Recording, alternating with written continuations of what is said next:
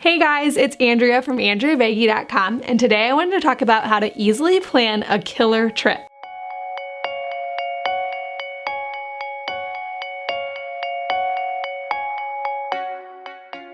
The other day I was at the Boulder bookstore and I was kind of like walking through the travel section and I picked up a Maui guide because I was like, oh my gosh, we're going to Maui.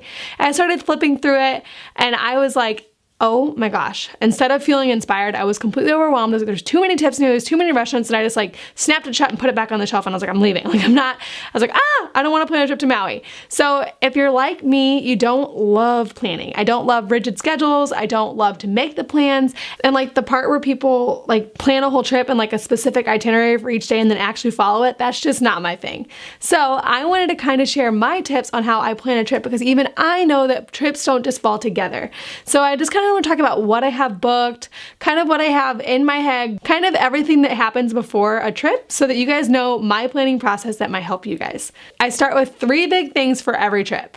First is how I'm getting there. The second is where I'm staying once I get there. And the third is how I'm getting around once I get there. So for a lot of trips, this looks like flights, Airbnb, and a rental car. If I'm visiting a friend, this might look like driving, staying with them, and then driving my car around. Sometimes it might look like flights, hotel, and then taking the subway. It depends on the trip. But as long as I have those 3 things established, I feel like I can kind of wing the rest. So those are the first 3 things that happen. Those are the things that have to be booked for me to even consider it really a trip that's actually happening. So once I have all of those big things booked and like all the like logistical stuff handled, I start kind of envisioning what I want to actually do while I'm there. Normally I have a pretty good idea because if I didn't, I wouldn't have booked a trip there.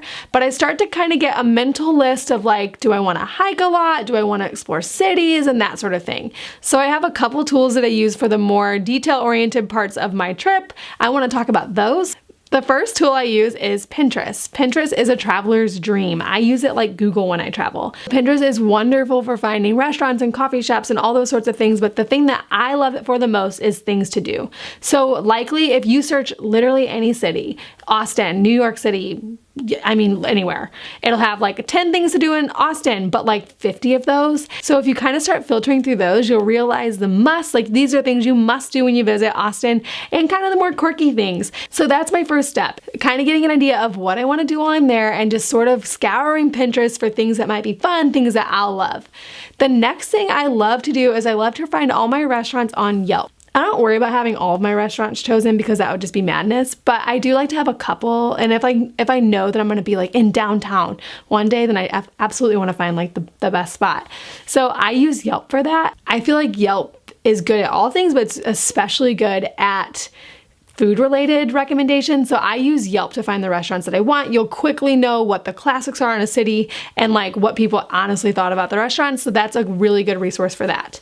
So once I have all that stuff picked, and keep in mind that this is normally not like an arduous process. Like I sort of just kind of research when I want to and if I'm feeling it, and then I just get like a small list of things that I have to do, and then you can go ahead and you can plug it into this service called Google My Maps.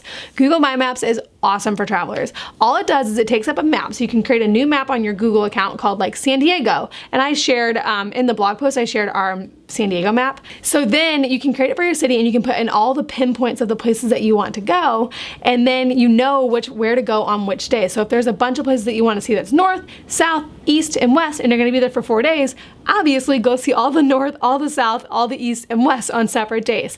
So it's just a good tool to know what to see on which days and like what to see together.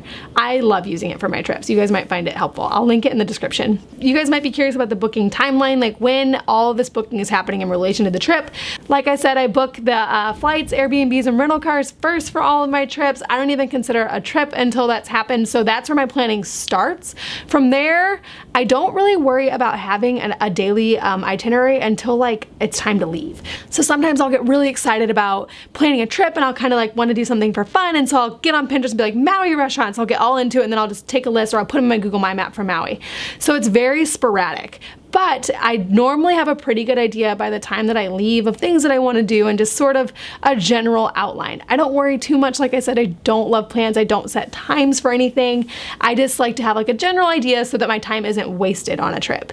One important thing to note is that some things sell out early. So for example, last August we went to Iceland. We booked our Blue Lagoon tickets as soon as we possibly could because those sell out early. That's not part of the first 3 things that I book, but it kind of something that needs to be booked really soon so that you can actually go do it. So that's just something to remember while you're planning your trips. And that's really it, folks. So that's my entire planning process. It's not tedious, it's not crazy. I don't love plans, so I can't plan trips that way. This is for the other people like me who just want a sort of easy way to plan but want to still have a good trip, and I hope that this was helpful. If you have planning hacks that you love, please let me know in the comments. I'd love to hear them. Thank you guys so much for watching. If you love travel content, I would really appreciate it if you hit that subscribe button. See you guys soon.